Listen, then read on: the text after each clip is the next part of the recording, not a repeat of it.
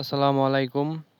তো আলহামদুলিল্লাহ আজকে আমি যামু পানির ভিতরে ঘাস কাটতে। তো এই কাঁচি নিয়ে আমি ঘরের ভিতরে চলে যামু। ঘরের ভিতরে যাইয়া একটা পাতিল নামামু। ওই মনে করেন আমার ধান সিদ্ধ করার যে পাতিল আছে, এই পাতিল নিয়া পানিতে যামু ঘাস কাটতে।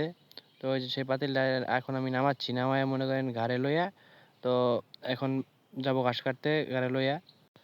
যারা আরকি মনে করেন গাছ চাষ করেন না, তো তাদের মনে করেন ঘাস কাটতে যাইতে হয় পানির ভিতরে। কারণ পানির ভিতরে পানিতে মনে করেন অনেক অনেক ঘাস হয়। তো যারা পানির ভিতরে ঘাস কাটেন তারা এই পদ্ধতি অবলম্বন করতে পারেন। মনে করেন ধান সিদ্ধ করার যে পাতিল আছে, বড় পাতিল লইয়া যাবেন, পানির ভিতরে সুন্দর মধ্যে ভাইসা থাকে, একটুও ডুবে না। তো ওই যে এখন আমি লইয়া যাইতেছি পানির ভিতরে, আর একটু পরে নামাই দিমু। নামাই দেওয়ার পরে ঘাস কাটা শুরু করবো আল্লাহ তাআলার রহমতে।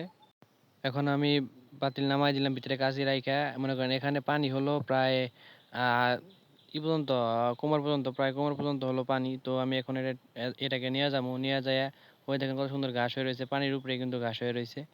তো এই ঘাস মানে এই ঘাস হলো মানে শাক বলে, হাইচ্চা শাক মানে নামে পরিচিত আর কি ঢাকা শহর দিয়া। তো এই হাইচ্চা শাক মনে করেন ঢাকা শহরে অনেক জায়গাতে মনে করেন বিক্রি হয়, আর আমি এই হাইচ্চা শাক গরুর একটা আমরা খাওয়াই।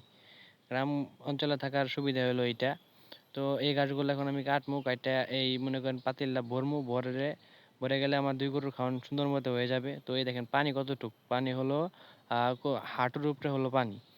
তো এখন এই গাছটা কাটা শেষ, আমি তো ঠেলে ঠেলে এখন উপরে নিয়ে যাবো। উপরে নিয়ে যায় ঘরের ভিতরে তুলে থুয়ে দিমু।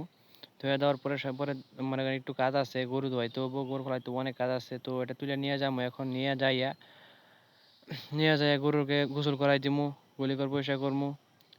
তো আমি চিন্তা করছিলাম ওই যে কালকে আপনার একটা ভিডিও ছাড়ছিলাম, ওই জায়গার ভিতরে আমার গাছ লাগানোর পরিকল্পনা আছে। কারণ মনে করেন এমন আছে, আমি মাঝে মধ্যে বাড়িতে থাকি না, বাড়িতে না থাকলে আমার মায়ের ঘাস কাটতে একটু অসুবিধা হয়। তাই আমি ওখানে ঘাস লাগানোর চিন্তা ভাবনা করছি। কারণ আমি যেমনি পানির ভিতরে আমার নামে ঘাস কাটতেছি, ওরকম তো আমার মায়ে কাটবে না। তো সবাই ভালো থাকবেন, আমার জন্য দোয়া করবেন। আসসালামু আলাইকুম।